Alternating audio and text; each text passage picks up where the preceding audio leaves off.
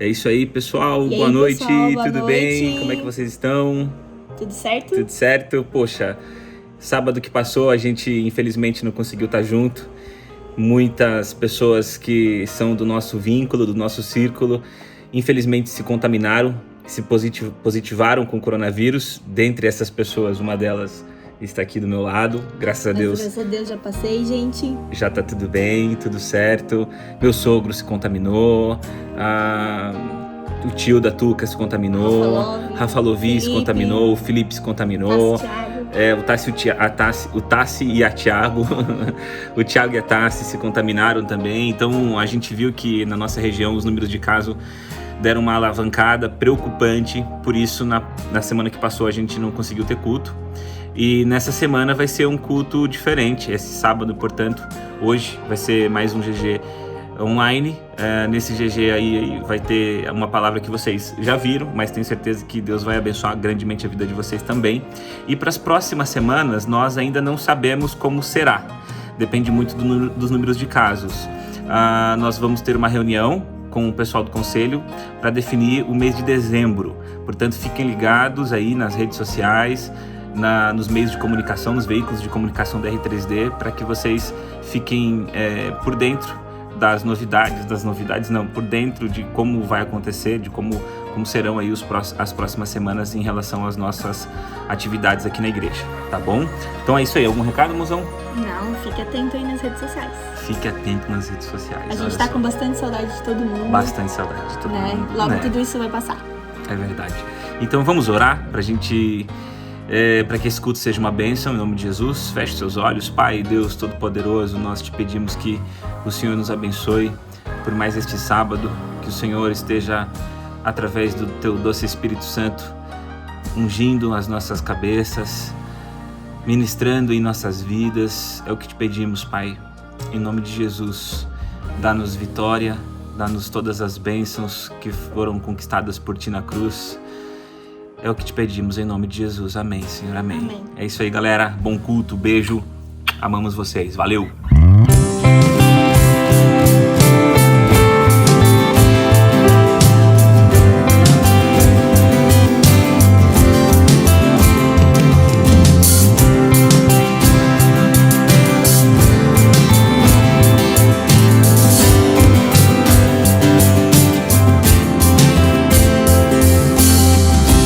Achei o amor que não me deixa só. Achei a alegria que é maior. Achei descanso para o meu coração. Achei alívio e libertação.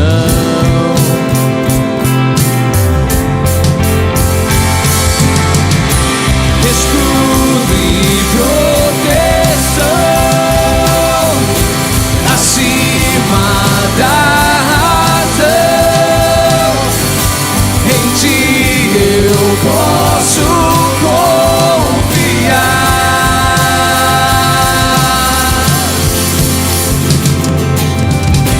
És liberdade pra recomeçar. És esperança pra continuar. És meu abrigo quando a chuva vem. Eu deixo tudo e corro para ti.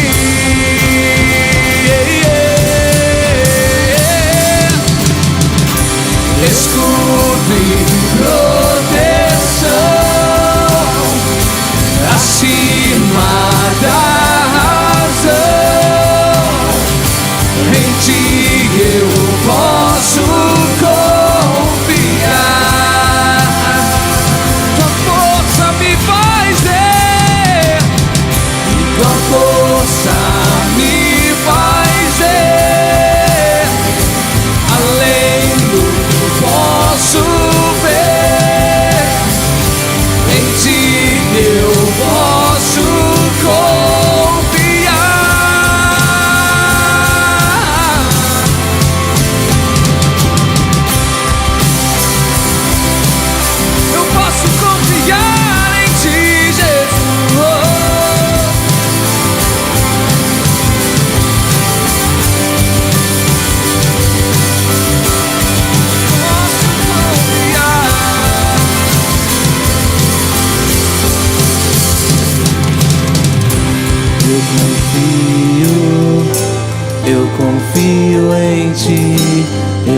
confio, eu confio. Cante, eu confio. Eu confio, eu confio em ti. Eu confio, eu confio em ti. Eu confio, eu confio em ti. Eu confio, eu confio em ti. Eu confio, eu confio. Escudo e proteção acima da razão. Em ti eu posso confiar. Tua força me faz ver. Tua força me faz ver além do que eu posso ver. Em ti eu posso confiar. Confio, eu confio, eu confio em ti. Eu confio, eu confio em ti. Eu confio, eu confio em ti. Eu confio, eu confio em ti. Eu confio em ti. Eu confio.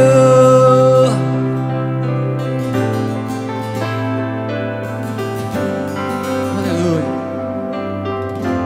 Aleluia. Aplauda ao Senhor. Glória a Deus.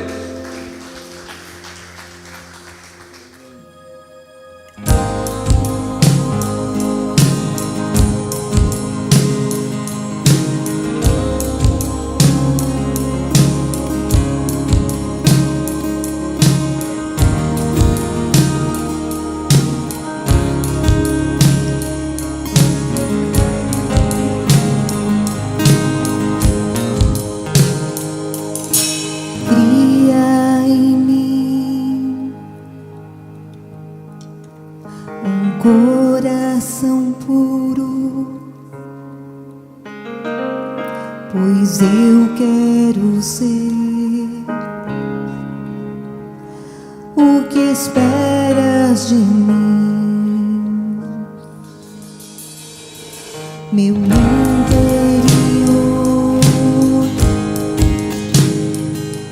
Transforma, Senhor, pois eu quero ser o que esperas de mim, Espírito Santo.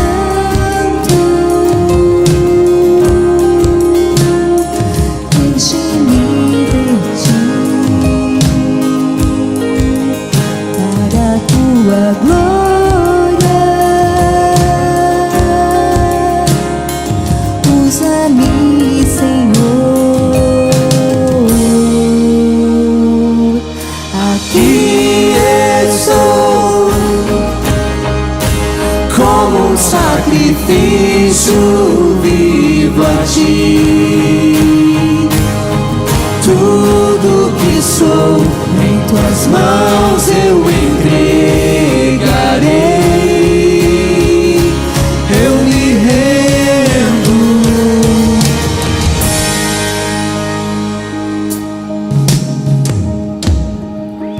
Não vou me importar com tempo e lugar, Senhor, eu irei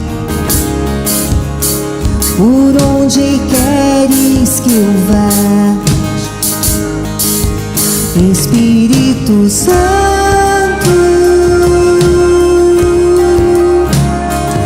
Enche-me de ti, para a tua glória.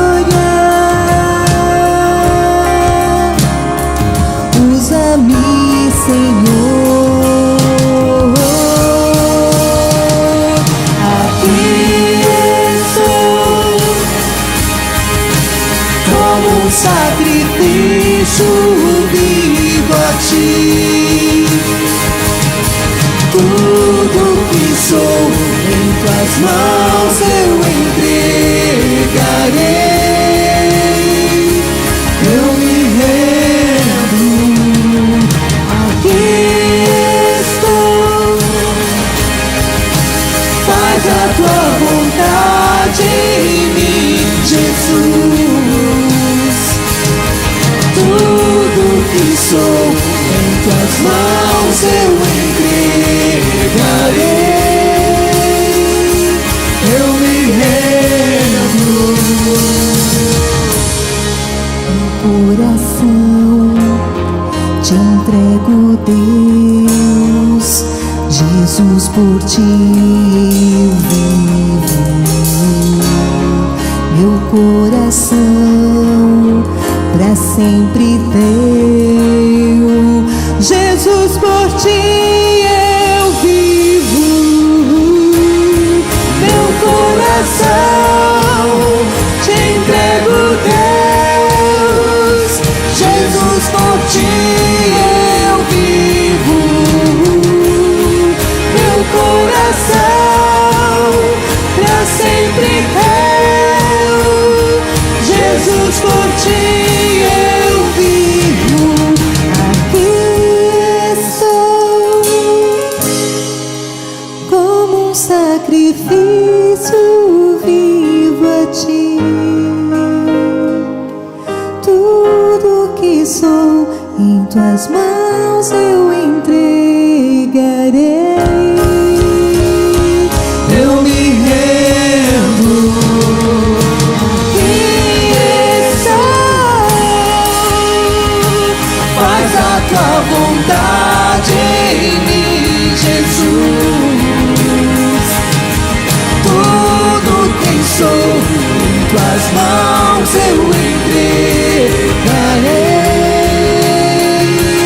Eu me rendo.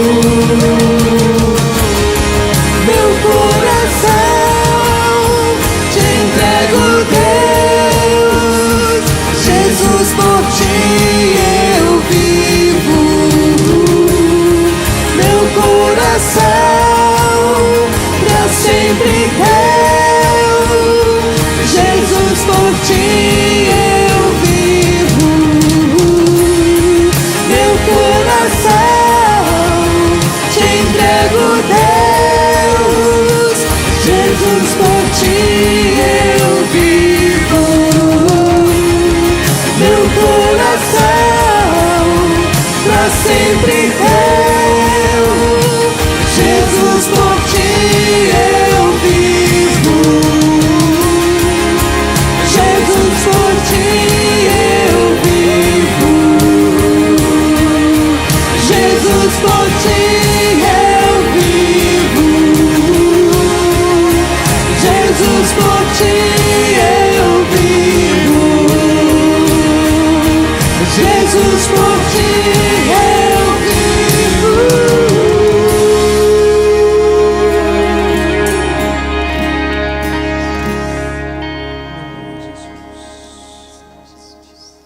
Glória a Deus, boa noite a todos. Poder vos assentar. Te convido nesse momento a fechar os seus olhos e juntamente comigo dirigir uma oração ao Senhor. Vamos orar a Deus. Deus Pai Todo-Poderoso, Deus a quem servimos, nosso Senhor, pedimos esta noite para que mais uma vez o Senhor esteja, através do Teu Espírito Santo, nos presenteando com sabedoria, com discernimento, a fim de que nós venhamos a entender a Tua Palavra e por meio dela, Senhor, vivermos conforme o Teu querer. Usa-nos, esteja conosco e faz com que todo ruído, toda distorção seja nesse momento retirada em nome de Jesus, a fim de que não venhamos a ter nenhuma interferência naquilo que o Senhor quer falar ao nosso coração. Pedimos, Espírito Santo de Deus, que o Senhor vai sensibilizando a nossa alma, os nossos ouvidos, a nossa mente, a fim de que, de forma aberta, receptiva, nós venhamos a receber o Teu alimento esta noite. Esta noite é também uma noite, Senhor, de celebração, onde nós queremos, além de aprender da Tua Palavra, Te agradecer, cantar ainda mais louvores a Ti, bendizer pelo que Tu és, Te bendizer pelo que Tu tens feito em nossas vidas. Obrigado, Jesus. Obrigado, Senhor. Do fundo do nosso coração, abençoe-nos. Em nome de Jesus. Amém, Senhor. Amém. Amém, amém. Glória a Deus. A certa altura do ministério de Jesus, o texto no Evangelho de João diz que Jesus deliberadamente preferiu ficar na região da Galileia, mais ao norte, porque na Judéia alguns judeus queriam matar Jesus, queriam tirar a vida de Jesus. Entretanto, chegou-se o tempo de uma festividade importante em Jerusalém, a Festa das Cabanas. A Festa das Cabanas era uma celebridade, uma festividade para celebrar a bondade do Senhor, o ano da colheita. Eram 8 dias, com rituais sacrificiais, com uma reunião solene, e como de costume, todos desciam a Jerusalém para celebrar a Festa da colheita, a Festa das Cabanas.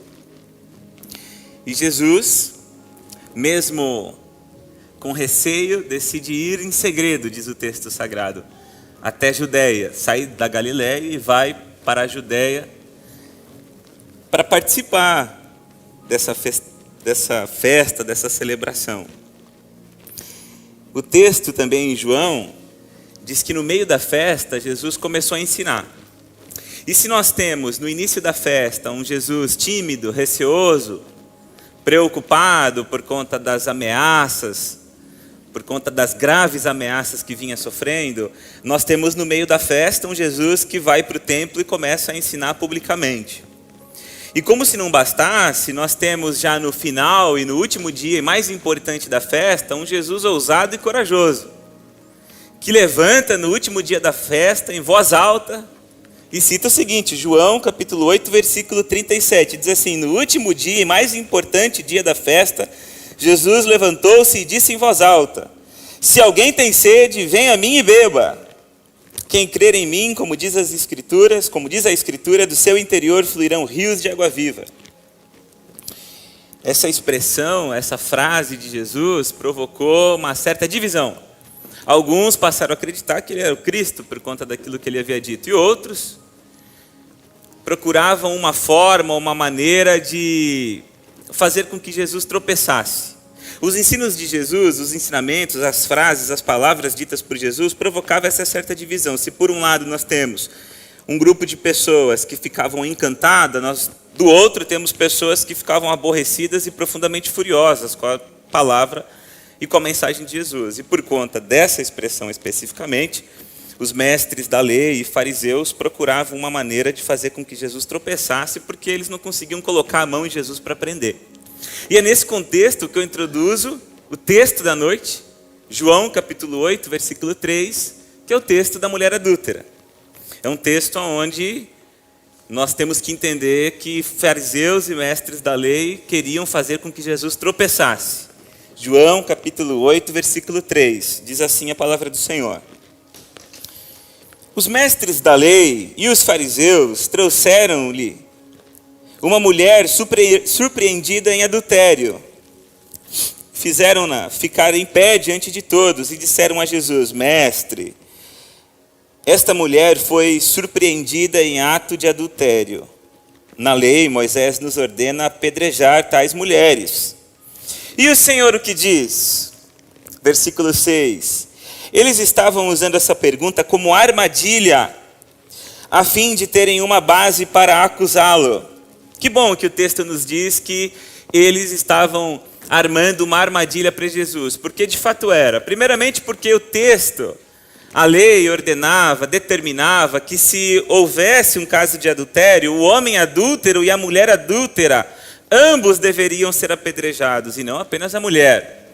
Portanto, nesse caso, se Jesus estivesse sendo a favor do apedrejamento, além de ele estar, de certa forma, parcialmente de acordo com a lei de Moisés, ele estaria em desacordo com a lei de Roma, que proibia os judeus de executar a pena de morte de forma autônoma, sobretudo por apedrejamento. Então, qualquer que seja o veredito de Jesus aqui nessa situação, ambos os lados ou ambas as opções dariam ruim para Jesus. Se Jesus ficasse do lado de Moisés, não, vamos apedrejar, estaria parcialmente de acordo com a lei, porque homem e mulher deveriam ser apedrejados. Se Jesus ficasse do lado de Roma, estaria se contrapondo a Moisés. Uma grande armadilha, diga-se de passagem. Continuação do texto. Mas Jesus inclinou-se e começou a escrever no chão com o dedo. Eu amo essa parte, quando eles pressionam Jesus e querem uma resposta de Jesus, e Jesus meio que, escreve no chão, meio que ignorando a pressão dos caras. Mas Jesus inclinou-se e começou a escrever no chão com o dedo. Visto que continuavam a interrogá-lo, ele se levantou e lhes disse: se algum de vocês estiver sem pecado, seja o primeiro a atirar pedra nela. Inclinou-se novamente e continuou escrevendo no chão. Eu já quero falar mais à frente um pouco sobre a natureza, daquilo que significa, ou da essência, daquilo que Jesus hipoteticamente estava escrevendo no chão. Mas esta frase de Jesus, aquele que não tiver pecado, atire a primeira pedra, é uma das frases mais famosas de Jesus. E não raro, esta frase de Jesus é dita em defesa, como argumentação, àqueles que são confrontados, aqueles que têm os seus pecados colocados diante da mesa, são confrontados pelas pessoas. Não é raro essas pessoas utilizarem essa frase de Jesus como uma espécie de argumentação, do tipo, não me toque, não me rele, como diz os paulistas. Não é raro que isso aconteça. E quando nós estamos diante dessa frase, quando nós estamos diante dessa argumentação de Jesus,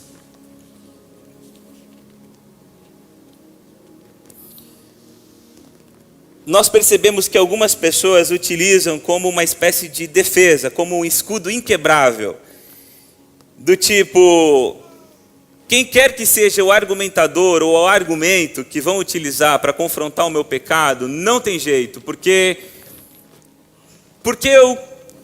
aquele que não tiver pecado, atire a primeira pedra. Primeiro, nós devemos entender que se o que Jesus estivesse fazendo fosse, ou nos entregando, fosse uma espécie de defesa para qualquer argumentação que fosse em relação ao pecado, eu penso que não é isso que Jesus está fazendo aqui nesse texto. Por alguns motivos. Primeiro motivo, porque de fato eram acusações que levariam essa mulher à morte. Quando nós estamos falando dessas acusações de Jesus, das acusações que esses acusadores trouxeram diante de Jesus, nós não estamos falando de acusações no sentido literário de pedras, no sentido simbólico. Nós estamos falando, de fato, de uma mulher que estava na iminência de perder a própria vida. Segundo, esse ensinamento de Jesus, ele é um ensinamento que não foi dito ou não foi ensinado de maneira espontânea. Jesus estava sendo pressionado quando as pessoas trouxeram essa mulher a ele. Jesus estava sendo pressionado. Eu não quero dizer com isso que o que Jesus está dizendo sobre aquele que não tem pecado atire a primeira pedra não tem verdade ou não tem essência. Porém, nós precisamos analisar o texto com mais cuidado. E terceiro, Jesus não estava se autodefendendo, Jesus estava defendendo. Portanto, utilizar esse texto como argumento ou como defesa quando nós somos confrontados pelo pecado é, no mínimo, interpretar o texto de maneira incorreta. Continuamos no texto, versículo 9. Os que ouviram foram saindo, um de cada vez, começando pelos mais velhos. Jesus ficou só com a mulher em pé diante dele. Então Jesus pôs-se em pé e perguntou-lhe: mulher, onde estão eles? Ninguém a condenou? Ninguém, Senhor, disse ela. Declarou Jesus: eu também não a condeno.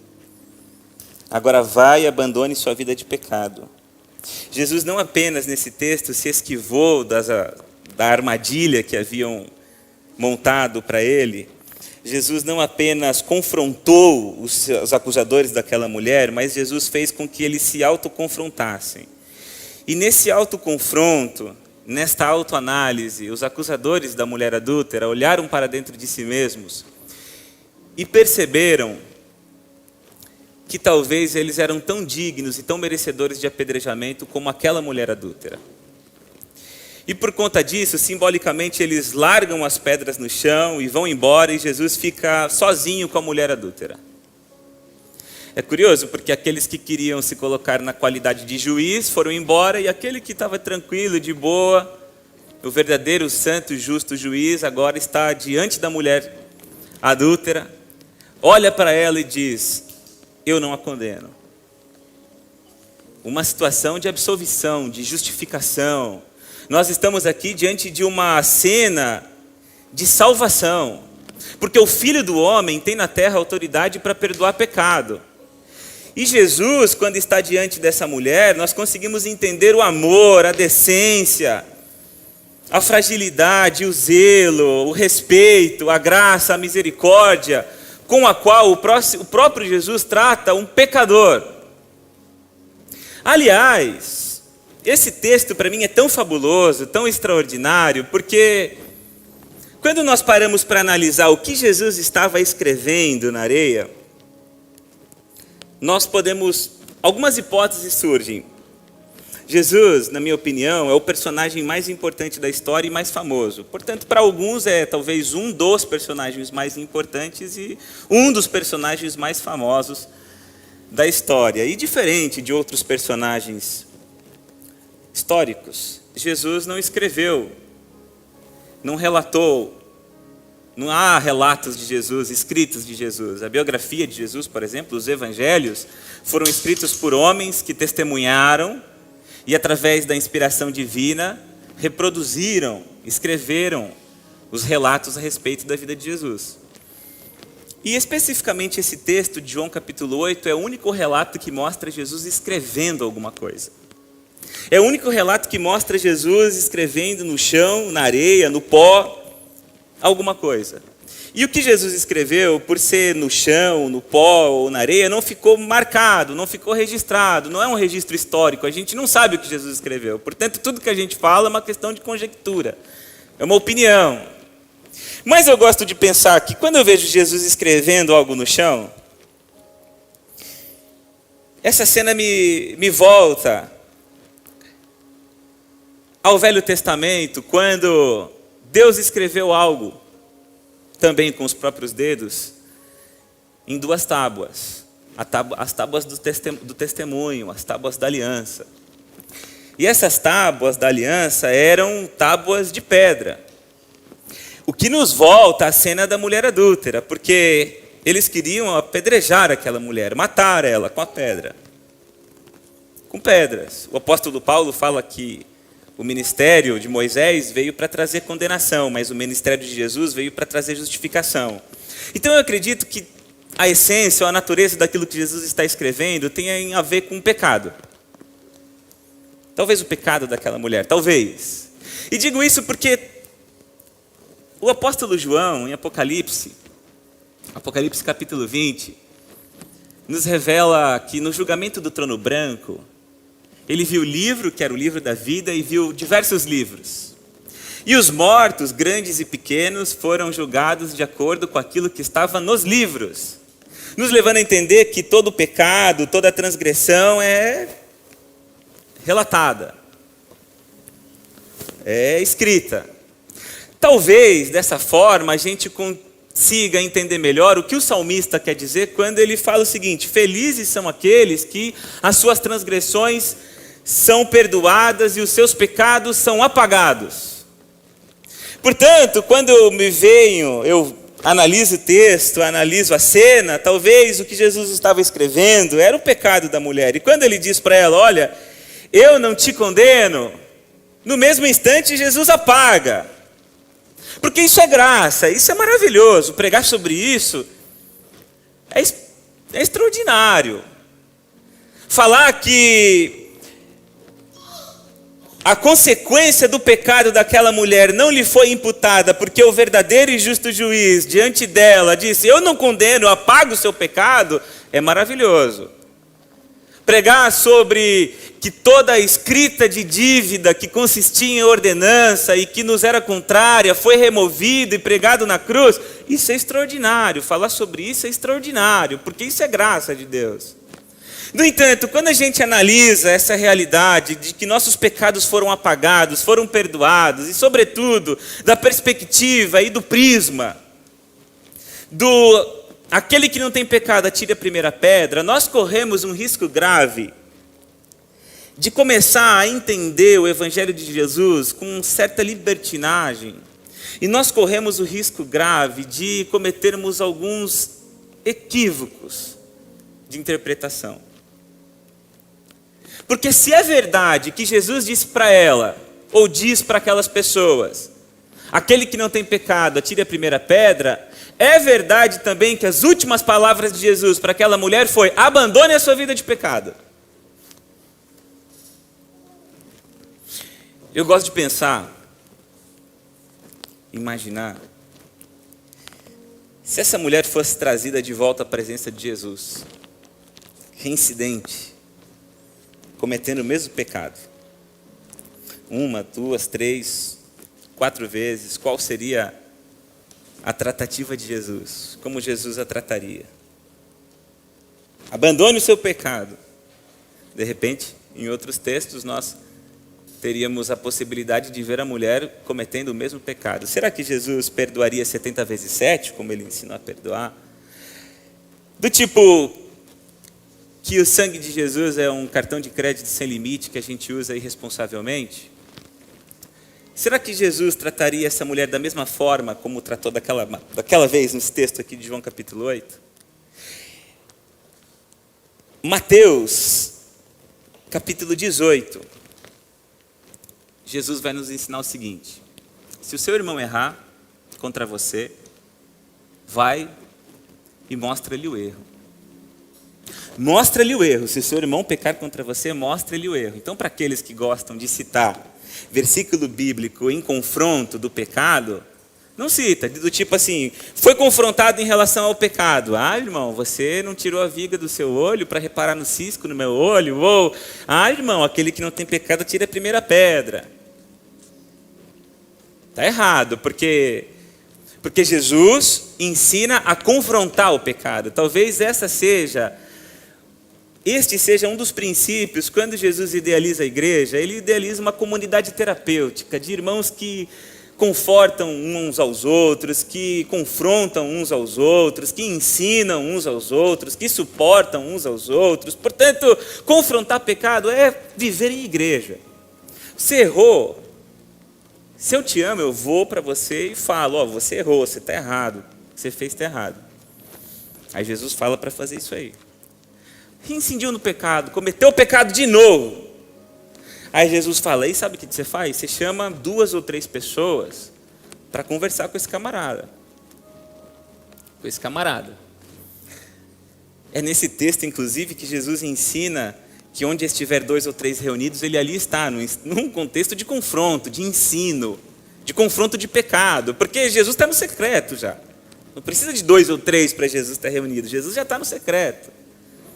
Esse texto é de confronto, chama a testemunha, fala e vê o que acontece. Se o cara é teimoso, do tipo não quer mudar, aí você conta a igreja.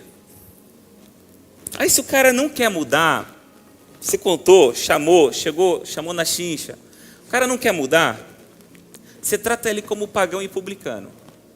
Pagão e publicano eram o tipo de gente mais odiada pelo judeu. Era o tipo de pessoa mais odiada pelo judeu, pagão e publicano. Então, o que Jesus está dizendo, mais ou menos, é o seguinte: se o cara não quer compromisso com a verdade, não perca o seu tempo. Se o cara não quer mudar, se você chamou, falou, tentou, mostrou, confrontou e ele não quer mudar, não perca o seu tempo. É por isso que no Sermão da Montanha, Jesus vai dizer o seguinte: não deem o que é sagrado aos cães e nem atirem suas pérolas aos porcos. Forte, mas é verdade. Jesus, quando ensina os seus discípulos a pregar nos povoados, Jesus fala assim: pessoal, vão lá e preguem. Se eles receberem a mensagem, bom para eles. Se eles não receberem, sacudam até a poeira da roupa de vocês, em sinal de desprezo, porque eu vou dizer para vocês, vai ter menor rigor para Sodoma e Gomorra do que para essa cidade, porque essas pessoas aí que estão desprezando a palavra de vocês. Então, sem dúvida nenhuma, certamente, de acordo com esses textos, Jesus tolera o pecador, mas Jesus não tolera o salvo negligente. De alguma forma, despreza. E não é só Jesus que nos ensina isso. O apóstolo Pedro vai nos dizer o seguinte, 2 Pedro, capítulo 2, versículo 20. Se, tendo escapado das contaminações do mundo por meio do conhecimento do nosso Senhor e Salvador Jesus Cristo, encontram-se novamente nelas enredados e por elas dominados, estão em pior estado do que no princípio. Teria sido melhor que não tivessem conhecido o caminho da justiça, do que depois de o terem conhecido, voltarem as costas para o santo mandamento que lhes foi transmitido.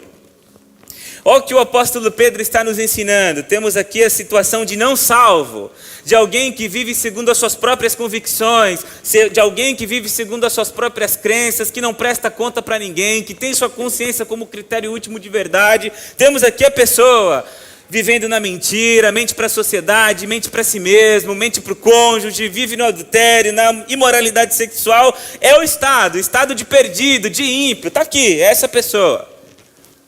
Mas aí essa pessoa chegou ao conhecimento da verdade, ela já está em outro estado, ela está no estado de alguém que teve um encontro com Jesus Cristo, e porque teve um encontro com Jesus Cristo, agora passa a sofrer um processo de santificação, de ser transformado de dia em dia, de glória em glória. O fruto do Espírito começa a ser evidente na vida dessa pessoa, outro estado. Agora, se essa pessoa, aí vamos para um terceiro estado, se essa pessoa que recebeu, chegou ao conhecimento da verdade, segundo o que o apóstolo Pedro está nos ensinando, mas aí ela não sabe se ela quer sofrer um processo de santificação profundo, arrependimento, mudança, mas de repente ela está de novo dominada pelo pecado, e ela vai vivendo essa vida mista, ela vai vivendo essa vida morna. O apóstolo Pedro fala, é pior esse estado aqui, do cara que quer e não quer, e vai, e fica transitando entre o sagrado e o profano, é pior, esse camarada está em pior estado. Talvez aqui a gente consiga entender melhor o que Apocalipse quer dizer quando fala lá para a igreja de Laodiceia. Melhor seria se você fosse quente ou frio. Mas porque você não é nem quente, nem frio, eu estou a ponto de vomitar você da minha boca. Porque se você é frio, do tipo não me conhece, ainda tem esperança para você. Aí se você é quente, tudo bem, mas se você não é nenhuma coisa nem outra, isso é repugnante para mim. Isso é repulsivo. Desculpa, mas esse é o evangelho integral. Esse é o evangelho integral. Não deem o que é sagrado aos cães, nem atirem suas pérolas aos porcos. Desprezou, trata como pagão e publicano. Esse é o evangelho integral. Sacudam a poeira da roupa de vocês. Pô, Tiago, mas você não tem medo de pregar isso aí e de repente o pessoal sair tudo da igreja? Porque é triste, o que você está pregando é forte. Na realidade, a produtividade do evangelho é dramática. Jesus vai dizer que o caminho que leva à perdição é amplo e são muitos os que vão passar por esse. Mas o caminho que leva à vida é estreito, apertado e são poucos os que vão passar por esse. A semente que é lançada, parte dela vai cair à beira do caminho, outra sobre solo rochoso, outra sobre o espinho, e apenas uma vai gerar fruto. Ou seja, talvez às vezes a gente vai falar de Jesus e cada 4, 1. A produtividade do evangelho, ela é dramática. É por isso que quando Jesus confronta, ou melhor, faz com que os acusadores da mulher adúltera se autoconfrontem, é por isso que eles vão embora. Por isso que eles saem, um a um vai deixando. Porque nem sempre pregação da verdade, confronto, faz com que as pessoas permaneçam. E você não vê Jesus obcecado, querendo fazer concessão, do tipo desesperado. Não, fique, vem cá. Eu já fui assim. Em detrimento à mensagem do evangelho, tudo bem, passava a mão na cabeça de todo mundo e tal. Mas hoje eu digo para vocês uma coisa, eu prefiro às vezes perder a pessoa do que fazer com que ela viva um cristianismo apático, morno, hipócrita. A palavra do Senhor nos diz que um filho, certa vez, pegou a sua parte na herança e foi viver dissolutamente. E quando estava longe do caminho, afastado do caminho, porque as nossas iniquidades promovem afastamento entre nós e Deus. Pecado e Deus não combina. Pecado e Deus não combina. E se é verdade que aqui no texto do filho pródigo nós temos uma espécie de revolta, de rebeldia, uma espécie de nós virarmos as costas para Deus, é verdade também que quando a gente vai para o Jardim do Éden, por exemplo, a gente vê o homem sendo expulso da presença do Senhor, a gente vê Caim sendo expulso e andando como errante pelo mundo. Então, se é verdade que às vezes nós também nos rebelamos contra Deus, é verdade também que Deus nos expulsa às vezes da presença dele por conta do pecado. Mateus capítulo 25, eu vou separar os que estão à minha esquerda e os que praticaram o mal, e vou dizer, apartai-vos de mim, malditos, porque não praticaram o bem. Então praticar pecado é meio que uma rebeldia contra o Senhor, mas é eu saindo da porta e Deus abrindo para eu sair. A prática reincidente do pecado é isso aí, desculpa. E o filho pródigo, em certo momento, desejava comer o que os porcos comiam.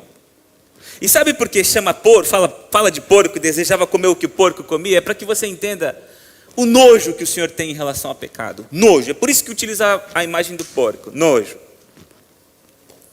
Mas foi lá, longe do Senhor, afastado do Senhor, que o texto no Evangelho de Lucas diz que o filho caiu em si e consertou o seu caminho e pôs-se no caminho de volta ao Pai. Às vezes, o afastamento, o desprezo, ele é a esperança de que a pessoa, quando está na profunda tristeza, caia em si, se arrependa e volte ao Senhor. Se converta e se arrependa dos seus caminhos. Essa noite é uma noite de arrependimento. Não é uma noite de acusação, é uma noite de arrependimento. As primeiras palavras pregadas por Jesus e por João Batista são: arrependam-se. Arrependam-se, pois é chegado o reino dos céus. Essa noite é uma noite onde Jesus está dizendo para você o seguinte: abandone a sua vida de pecado e faça isso enquanto há tempo. Eu queria terminar lembrando aquilo que o Senhor Jesus diz para a primeira igreja lá em Apocalipse. Ele diz o seguinte: você abandonou o seu primeiro amor. Você abandonou o seu primeiro amor. Volte, reconheça, entenda onde foi que você caiu e se converta dos seus caminhos. Eu quero, com todo amor, fazer um apelo para você essa noite. Caia em si e volte para os caminhos do Senhor.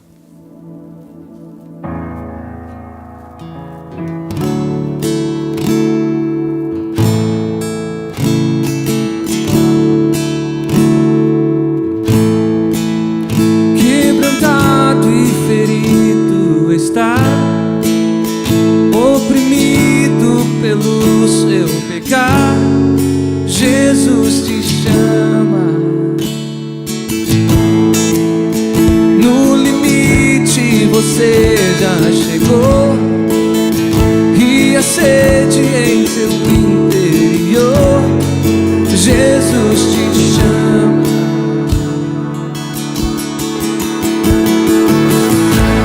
Oh, venha ao altar, aos braços do eterno Pai. O perdão foi comprado pelo sangue de Jesus.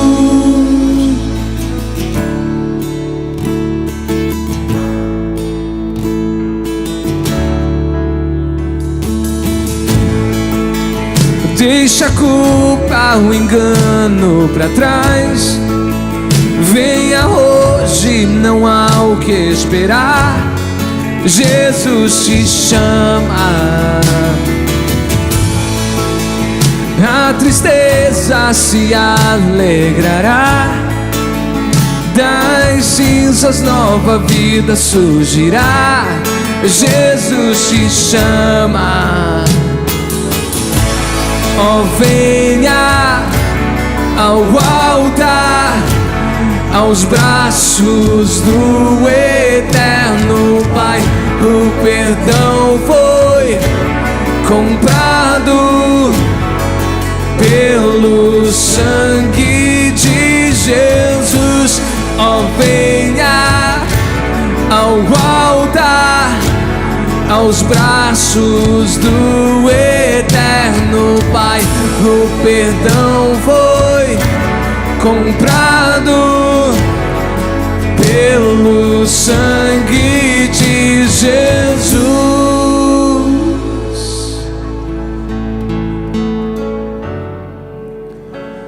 Aleluia. Canta conosco.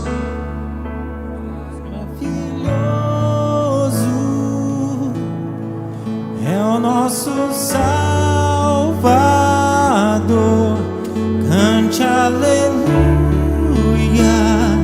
Cristo vive. Diante dele, prostrem-se todos, cante aleluia.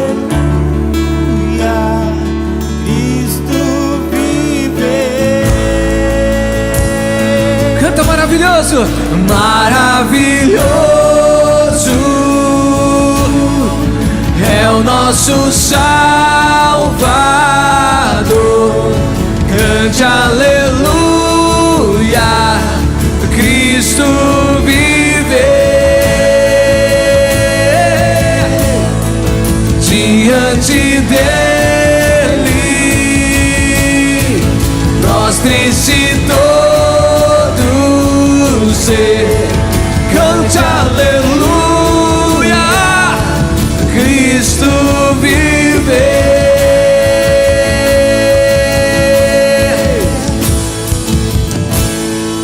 Venha ao altar, aos braços do eterno Pai. O perdão foi comprado pelo sangue de Jesus. Oh, venha ao altar, aos braços do eterno Pai. O perdão foi comprado pelo sangue de Jesus.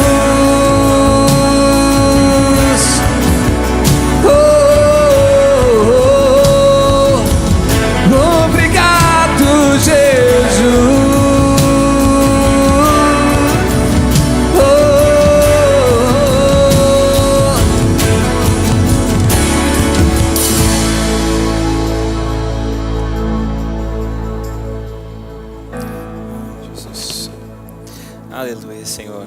Vamos aplaudir ao Senhor? Glória a Deus. Glória a Deus. Aleluia. Vamos orar, encerrando. Agradeço a você que mais um sábado. O pessoal que está em casa, você que está aqui nos acompanhando. Vamos orar agradecendo ao Senhor. Pai, obrigado por mais uma noite. Obrigado pela Tua presença. Obrigado pela Tua palavra. E que Teu Espírito Santo possa continuar trabalhando em nossos corações. Leva-nos em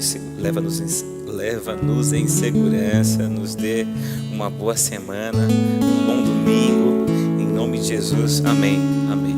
Falando devagar, né? Isso aí. Deus abençoe vocês, vão com Deus.